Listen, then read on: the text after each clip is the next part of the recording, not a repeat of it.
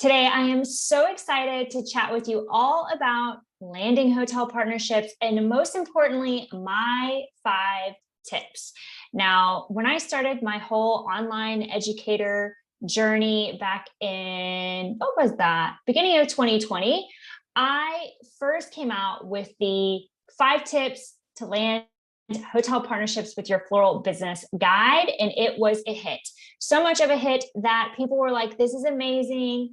I now know how to land them, but what do I do next? And that is why the Hotel Florist Profit Method course was born. And actually inside the course, you will find an updated version, COVID edition, but I wanted to still dive in today, give you a high level bird's eye view of my 5 tips.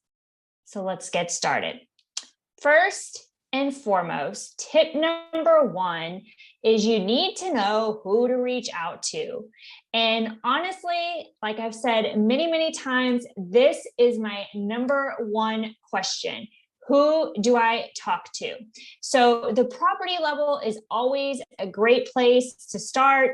But just so you know, those people typically are not always the decision makers. So we can talk a lot about this in the course.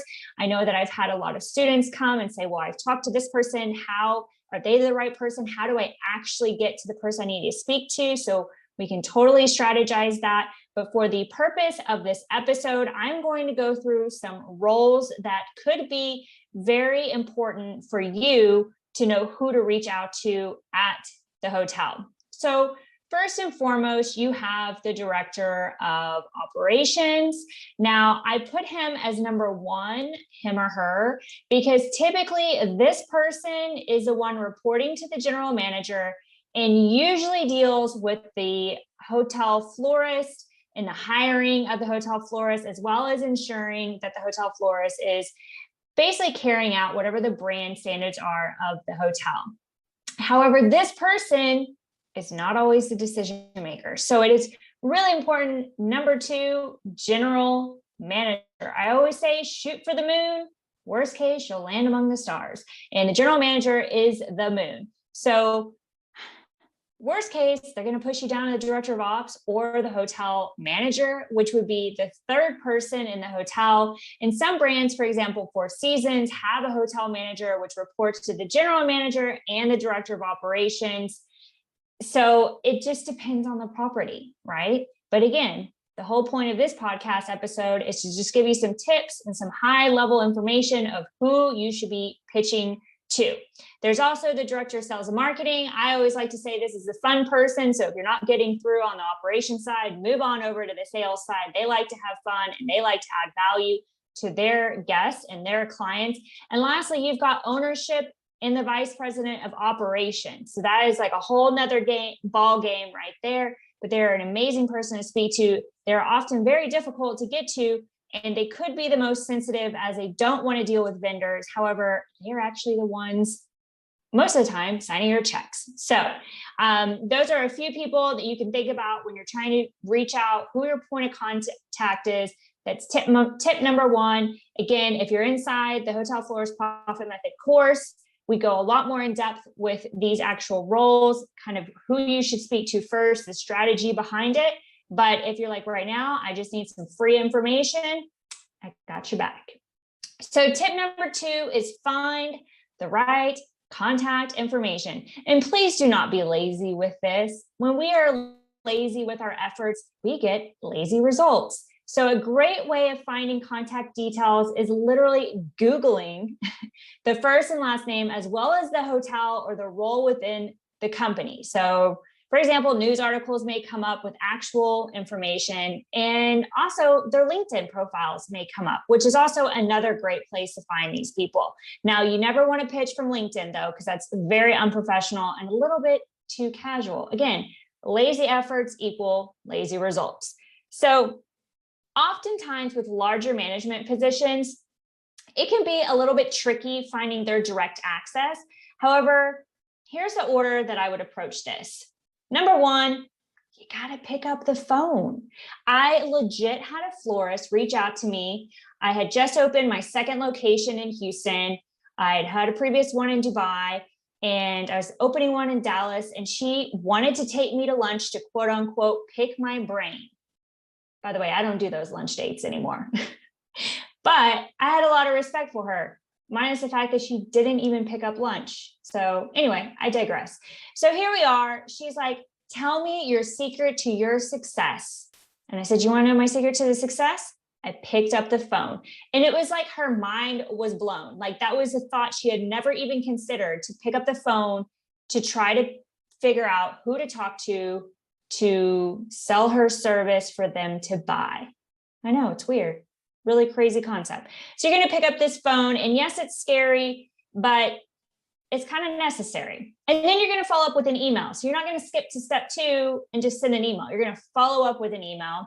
And you keep doing this until you're trying to get a clear message. Now, again, in the course, I have a whole section, not only with this guide, COVID updated, so even talking about how things are more sensitive in the industry right now.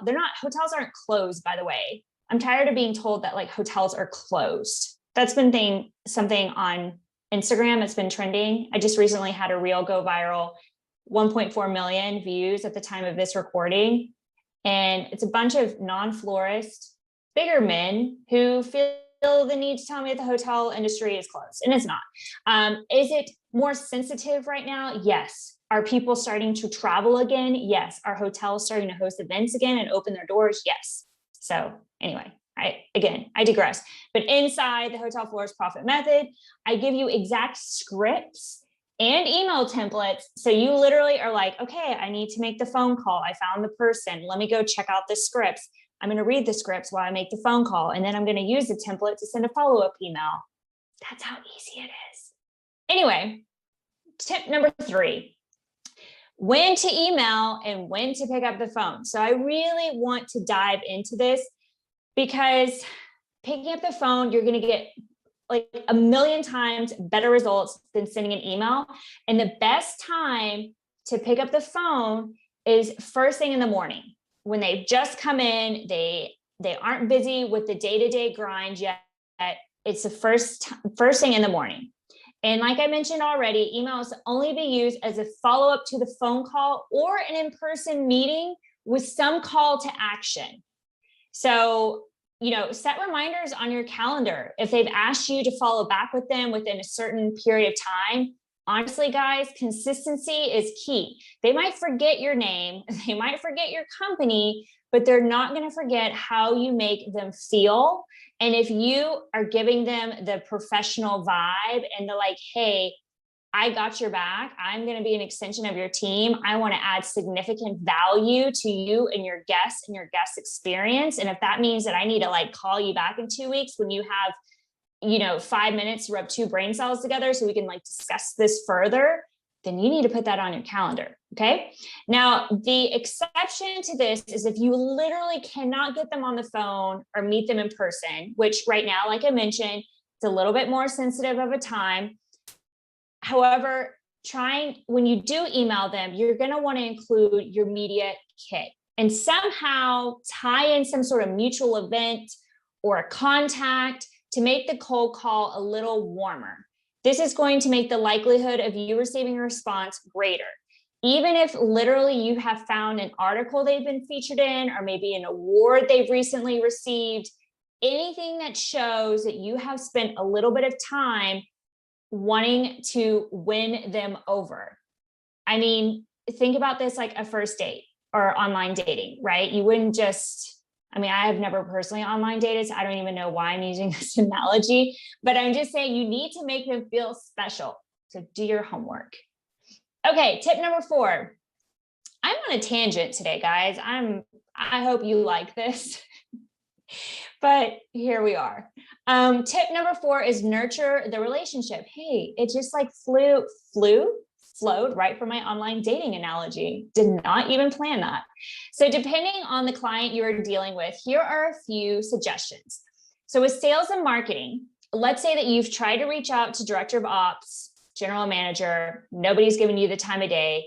So when it comes to sales and marketing, you're going to list the ways that you can add value to their sales and marketing efforts. For example, they bring brides in to show them event space, and they can refer your pretty flower designs and how often you do this in-house. For example, Director of Operations, share with them how your displays will drive even more social media engagement. I guess we'll want to take photos and tag the hotel for the gorgeous blooms, which is basically free explosions. Oh my gosh, you guys, I am so sorry. It's been a day. Free exposure for them. Or with ownership, show them how not only are you adding value and achieving their brand standards through floral designs, but you're maximizing their bang for the buck through buying and designing expertise. Like I used to say, I've got a network of growers. I've got a network of florists. Like I work to make sure that your dollar goes as long as possible, nurturing them, showing them like your best interest is at my heart. Like it is my priority. You're just not another client. You are the client. And tip number 5, use social media to attract hotels to you. So influencer marketing, as we know, is the thing these days. And hotels are literally bartering and or paying for influencers to come and share properties with their followers, including myself. So we all know that influencer marketing is like $1 billion industry. It is insane, and it's only continuing to increase, especially as travel has come back and hotels are basically rebranding themselves and opening their doors in the sense of like, hey, this is now what we're doing. This is now why you should come stay with us. They're really trying to think outside the box. It's extremely competitive right now. You can be the social partner that the hotels will want to be associated with all year long. They don't just have to barter one stay with someone. They literally can have an anchor in their community, which would be you as their florist, who is always promoting them week after week after week. And that doesn't cost the hotel anything extra, but they want you to be their florist because of the social media exposure you give them. So how do you do this? You need to build and engage following on social media. Newsflash, if you own a business, I don't care how small you are, you probably already have this. So check. 2, you need to post beautiful, high quality content of your work, not just wedding related. We talk a lot about this in the Hotel Florist Profit Method. You want to make sure that you're positioning yourself as a corporate hospitality floral design expert. But most likely, you are probably posting beautiful flowers. Otherwise, you probably wouldn't be listening to this podcast, because that would mean that you probably aren't really a florist, and this is who this podcast is for. So check, you got that one down anyway. And you want to use hotel hashtags in all your photos. So the name of the hotel, maybe the brand behind it, the city, anything that's going to draw more exposure to the hotel. So I hope that you found these 5 tips helpful. I always have this saying, flowers don't tell, they show. And even though these 5 tips may have seemed really like common sense, I want you to make sure that you're actually practicing them. Because it's one thing to think like, oh yeah, that makes sense, I already do that. And it's another thing to be like, I don't know, do you really do that? Do you actually pick up the phone? Do you actually know the person to speak to? Do you actually talk to them on the phone? Because if you did, you might not be listening to this podcast. So just as a recap, tip number 1, know who to reach out to. Tip number 2, find the right contact information. Tip number 3, when to email and when to pick up the phone. Tip number 4, nurture your relationship. And tip number 5, use social media to attract hotels to you. Again, if you've been considering joining the Hotel Florist Profit Method course, this specific guide goes into so much more depth. It includes, as I mentioned, scripts and templates. Floral designers are very much in demand. These hotels need to be taken care of. They need experienced, well-educated florists to make their brand standards happen. It is a requirement for a lot of brand standards to actually have flowers in their hotels. So if you've been thinking about joining, now is the time. And if you're not ready yet, then I hope that these 5 tips to land hotel partnerships with your floral business has been extremely helpful for you.